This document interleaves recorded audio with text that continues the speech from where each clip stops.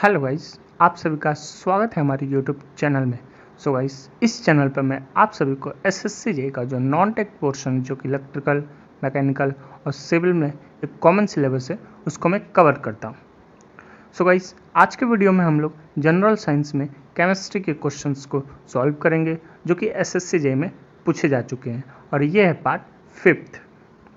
So guys, अभी तक आपने पार्ट 1 से लेकर 4th तक नहीं देखा है तो उसका मैंने लिंक डिस्क्रिप्शन बॉक्स में प्रोवाइड कर दिया है, आप वहाँ से देख सकते हैं।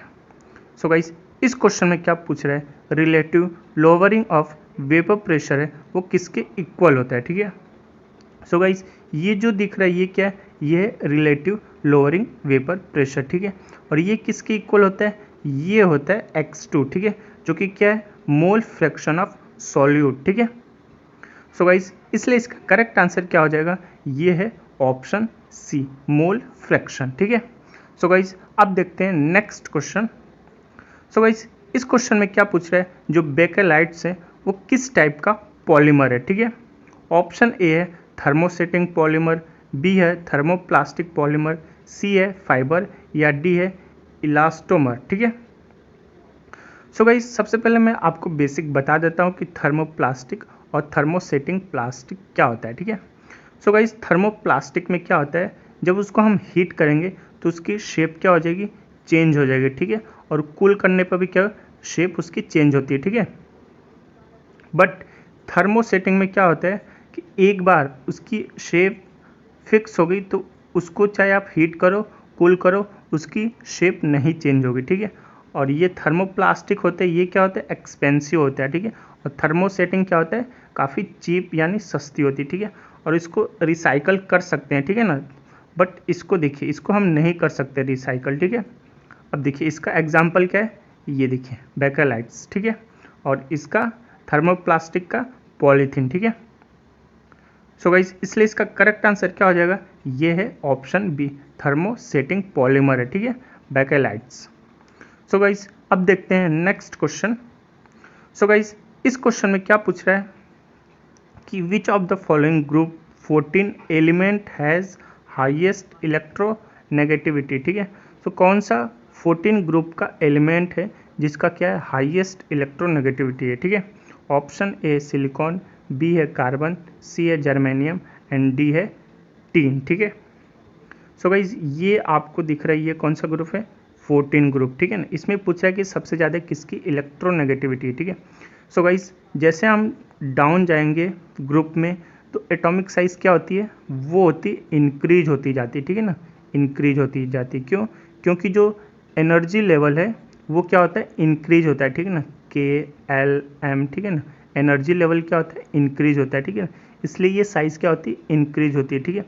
So force of attraction between nucleus और यहाँ इलेक्ट्रॉन उसके बीच क्या होता जाएगा, कम होता जाता है, कम होता जाता है, ठीक है। सो इसलिए जो इलेक्ट्रॉन अट्रैक्ट करने की टेंडेंसी है वो क्या होती जाएगी, कम होती जाएगी, ठीक है ना। इसलिए नीचे जाएंगे तो क्या होगा, इलेक्ट्रोनेगेटिविटी वो होती डिक्रीज होती है, ठीक है। सो गाइस, डिक्रीज होती है। सो गाइस, सो सबसे ज़्यादा किसकी हो जाएगी इलेक्ट्रोनेगेटिविटी, ये हो जाएगी कार्बन की, ठीक है। क्योंकि इधर जाने पर डिक्रीज हो रही है और यूँ जाने पर क्या होती है, इंक्रीज होती है। क्यों, क्योंकि इफेक्टिव न्यूक्लियर चार्ज क्या होता है, बढ़ता है, ठीक है ना। जो कि न्यूक्लियस और इलेक्ट्रॉन के बीच फोर्स ऑफ अट्रैक्शन बढ़ता है, ठीक है। तो उसकी टेंडेंसी क्या हो जाएगी, और भी इलेक्ट्रॉन अट्रैक्ट करने का, ठीक है। तो इलेक्ट्रोनेगेटिविटी इधर जाने पर पीरियड में क्या होता है, बढ़ता है, ठीक है। बट क्वेश्चन में क्या पूछा है, ग्रुप में पूछा है, ठीक है, जो कि मैंने आपको एक्सप्लेन कर दिया, ठीक है। सो गाइज, इसका करेक्ट आंसर क्या हो जाएगा, ये है ऑप्शन बी, ठीक है। सो गाइज, अब बढ़ते हैं नेक्स्ट क्वेश्चन की ओर। सो गाइज, इस क्वेश्चन में क्या पूछा कि सबसे पहले किसने आइसोटॉप्स के बारे में बताया था, ठीक है, कि ये एग्जिस्ट करते हैं, ठीक है ना, आइसोटॉप्स। सो गाइज, इसके बारे में सबसे पहले किसने बताया था, इन्होंने बताया था, ठीक है ना। जिनका नाम क्या है, ये देखिए ऑप्शन में दे रखा है, ठीक है, ऑप्शन ए है, ठीक है ना, फ्रेडरिक सोडी ने बताया था, ठीक है। अब देखिए आइसोटॉप्स क्या होते हैं, आइसोटॉप्स में क्या होते हैं, वो एलिमेंट जिसके क्या हो, सेम एटॉमिक नंबर हो, ठीक है ना, बट डिफरेंट क्या हो, मास नंबर, ठीक है ना। वो एलिमेंट जिसका एटॉमिक नंबर क्या होता है, सेम होता है और मास क्या है, अलग अलग हो, ठीक है। जैसे ये हाइड्रोजन का, ठीक है ना, आप देख सकते हैं यहाँ H11 H12 फिर H13, ठीक है ना। ये हाइड्रोजन का क्या है, आइसोटॉप्स है, ठीक है। जिसमें क्या है एटॉमिक नंबर तो ये सेम है 11, बट ये देखिए मास क्या है, अलग अलग है, ठीक है। सो गाइस इसलिए इसका करेक्ट आंसर क्या हो जाएगा, ये फ्रेडरिक सोडी, ठीक है ना, इन्होंने सबसे पहले बताया था कि आइसोटॉप्स का अस्तित्व है, ठीक है ना। सो गाइस अब बढ़ते हैं नेक्स्ट क्वेश्चन की ओर। सो गाइस इस क्वेश्चन में क्या पूछ रहा है कि जो मॉडर्न पीरियोडिक टेबल है, ठीक है ना, उसमें मेटल, मेटलॉइड्स और नॉन मेटल कौन से ब्लॉक में पाया जाता है, ठीक है ना। S block, P block, D block या एफ ब्लॉक, ठीक है। सो गाइस जो मेटल है, मेटलॉइड से और नॉन मेटल है, वो किस ब्लॉक में पाया जाता है, ये पाया जाता है पी ब्लॉक में, ठीक है। तो गाइस आपको ये जो कलर दिख रहे हैं ये सब क्या है, ये है मेटल, ठीक है। और जो ग्रीन कलर का दिख रहा है, ये देखिए ये जो पार्ट दिख रहा है ना, ये क्या है, ये है मेटलाइट, ठीक है। और जो पिंक कलर का दिख रहा है, ये सारे पार्ट्स, ये क्या है, ये है नॉन मेटल, ठीक है। सो गाइस ये कौन से ब्लॉक में मिल रहा है, ये मिल रहा है पी ब्लॉक में, ठीक है। सो गाइस इसलिए इसका करेक्ट आंसर क्या हो जाएगा, ये है हमारा ऑप्शन बी, ठीक है। सो गाइस अब बढ़ते हैं नेक्स्ट क्वेश्चन की ओर। सो गाइस इस क्वेश्चन में क्या बोल रहा है कि जो सिनेबार है, वो सिनेबार इज और of which of the following, ठीक है ना। ये किसका और है, ठीक है ना, cinnabar.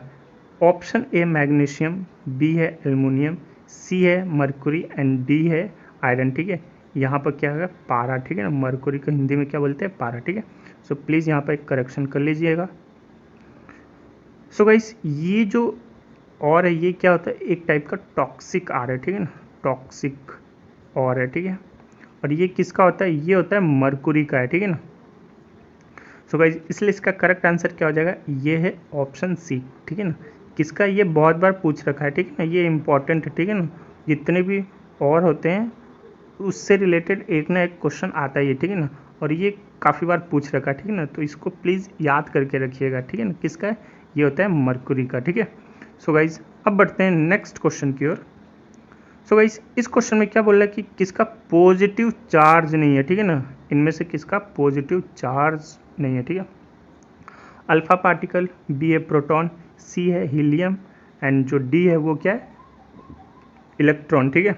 So guys alpha particle पर भी कौन सा चार्ज होता है, ये पॉजिटिव होता है, ठीक है ना। इस पर भी पॉजिटिव, हीलियम न्यूक्लियस पर भी पॉजिटिव होता है, ठीक है।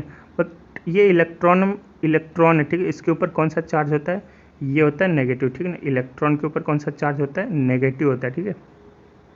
सो गाइस यही क्वेश्चन में पूछ रहा है कि किस पर पॉजिटिव नहीं होता, ठीक है ना। तो ये है ऑप्शन डी, ठीक है ना, इलेक्ट्रॉन। इसके ऊपर कौन सा होता है, ये होता है नेगेटिव, ठीक है।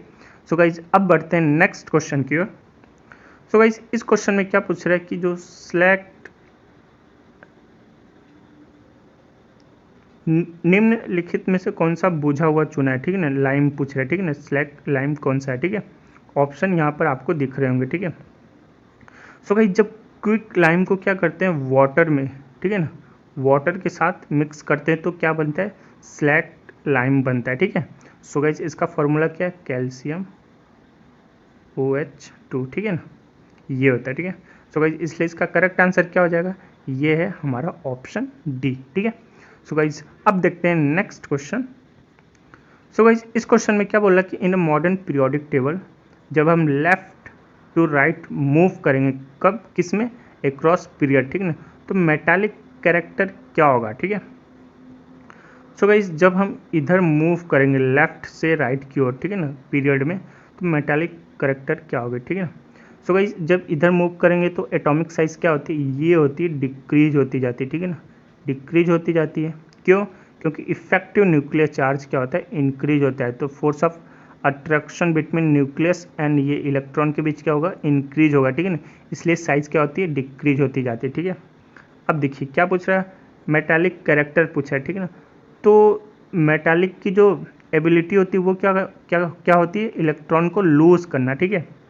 सो गाइस ये देखिए अब इसकी साइज़ तो छोटी हो जा रही है, तो ये क्या करेगा, इलेक्ट्रॉन को लूज कर पाएगा, नहीं कर पाएगा, ठीक है ना। जितनी छोटी साइज़ होगी उतनी उसकी टेंडेंसी क्या होती है, कम होती जाएगी इलेक्ट्रॉन को लूज करने की, ठीक है। तो मेटालिक कैरेक्टर क्या होगा, ये होगा डिक्रीज होने लगेगा, ठीक है ना, इधर। सो गाइस इसलिए इसका करेक्ट आंसर क्या हो जाएगा, ये है ऑप्शन बी, ठीक है। सो गाइज अब देखते हैं नेक्स्ट क्वेश्चन।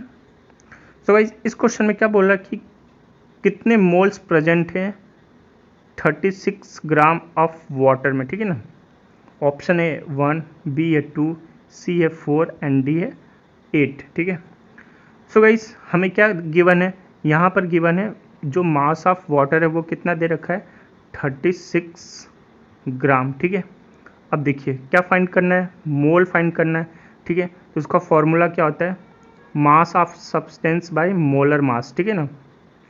यहाँ पर आप देख सकते हैं, ठीक है। तो मास कितना दे रखा है 36 दे ही रखा है, ठीक है ना। और मोलर मास कितना होता है हाइड्रोजन का H2O का, हाँ ये होता है 2 + 16 कितना हो जाएगा 18 हो जाएगा, ठीक है ना। तो ये देखिए 18 ग्राम पर मोल, ठीक है। तो इसको डिवाइड करेंगे तो कितना आ जाएगा, ये आ जाएगा 2 मोल आ जाएगा, ठीक है। सो गाइज इसलिए इसका करेक्ट आंसर क्या हो जाएगा, ये है ऑप्शन बी, ठीक है।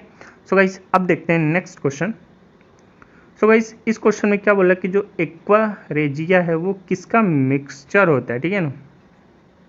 सो गाइज ये होता है किसका मिक्सचर होता है, ये होता है कंसंट्रेटेड हाइड्रोक्लोरिक एसिड, ठीक है, एंड कंसंट्रेटेड नाइट्रिक एसिड, ठीक है ना। सो किसका मिक्सचर होता है, नाइट्रिक एंड हाइड्रोक्लोरिक एसिड, ठीक है ना। दोनों में क्या होता है कंसंट्रेटेड होता है, ठीक है ना। और उनका रेशियो क्या है 1:3 में होता है, ठीक है। सो गाइज इसलिए इसका करेक्ट आंसर है ये है ऑप्शन डी, ठीक है। सो गाइज ये भी इंपॉर्टेंट है, पूछता है काफ़ी बार, ठीक है। सो गाइज अब देखते हैं नेक्स्ट क्वेश्चन। सो गाइज इस क्वेश्चन में क्या बोल रहा है कि what is the mass of 4 mole of aluminium atom, ठीक है। 4 मोल ऑफ एल्युमिनियम एटम का मास क्या है, ठीक है। 120 ग्राम, 108 ग्राम, 136 ग्राम, 140 ग्राम, ठीक है। तो गाइस देखिए 1 मोल ऑफ एल्युमिनियम में कितना होता है molar mass, 1 mole of aluminium में कितना होता है, ये होता है 27 ग्राम, ठीक है, एटॉमिक मास, ठीक है ना एल्युमिनियम का। अब देखिए अब 4 मोल में पूछा है, ठीक है, तो 4 मोल में कितना हो जाएगा 4 × 27, ठीक है, ये हो जाएगा 108 ग्राम, ठीक है। सो गाइज इसलिए इसका करेक्ट आंसर क्या हो जाएगा, ये है ऑप्शन बी, ठीक है। सो गाइज अब देखते हैं नेक्स्ट क्वेश्चन। सो गाइज इस क्वेश्चन में क्या पूछ रहा है कि जो रदरफोर्ड थे वो जब एक्सपेरिमेंट कर रहे थे तो एक पार्टिकल्स था, ठीक है ना, उसको क्या किया था गोल्ड फॉइल पर बम्बार्डमेंट कराया था, ठीक है। तो वो पार्टिकल्स कौन सा था, ठीक है ना, इस क्वेश्चन में पूछ रहा है, ठीक है। ए क्या है गामा, बी है बीटा, सी है इलेक्ट्रॉन या डी है अल्फा, ठीक है। सो गाइस जो उन्होंने जो पार्टिकल्स का बम्बार्डमेंट किया था किस पर, गोल्ड फॉइल पर, वो क्या था, यहाँ पे देखिए लिखा है सोर्स ऑफ अल्फा पार्टिकल, ठीक है ना, यही क्वेश्चन में पूछ रहा है, ठीक है ना, कौन सा पार्टिकल्स था। सो गाइस इसलिए इसका करेक्ट आंसर क्या हो जाएगा, ये है ऑप्शन डी, ठीक है। सो गाइस अब देखते हैं नेक्स्ट क्वेश्चन। सो गाइस इस क्वेश्चन में क्या पूछ रहा है कि कौन सा मेटल है जो कि रूम टेम्परेचर पर क्या होता है, लिक्विड होता है, ठीक है। सो गाइज रूम टेम्परेचर पर एक ही मेटल है जो कि लिक्विड होता है, वो क्या है मरकुरी होता है, ठीक है ना। उसको हम क्या हाथ पर भी ले सकते हैं, ठीक है ना, वो क्या दिखेगा आपको लिक्विड दिखेगा, ठीक है। सो गाइज इसलिए इसका करेक्ट आंसर क्या है, ये है ऑप्शन बी, ठीक है। सो गाइज थैंक यू, मिलते हैं नेक्स्ट वीडियो में, bye bye and take care.